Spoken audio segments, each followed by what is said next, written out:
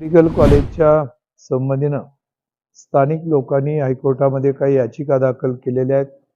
विधान भवनामध्ये त्याच्यामध्ये चर्चा झाली.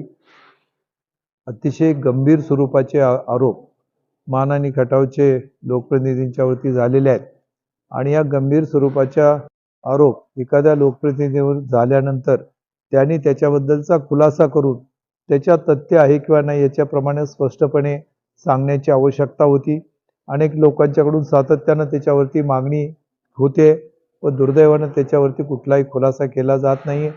आज हे प्रकरण हायकोर्टात चालू असताना मला असं कळालं की मायनीच्या तिथं काही तिथल्या स्थानिक लोकांच्या विरुद्ध ज्यांनी याचिका करते आहेत त्यांच्या विरुद्ध काही ईडीच्या कारवाई झालेली आहे. असं समजतंय ही कारवाई होत असताना नॅचरल प्रिन्सिपल ऑफ जस्टिस प्रमाणे त्यांना सुद्धा योग्य ती संधी मिळाली पाहिजे.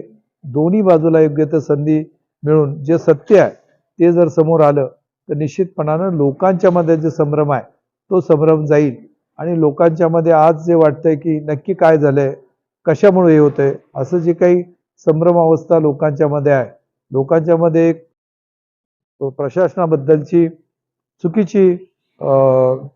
चुकीची भूमिका घेत आहेत असं लोकांना वाटतंय.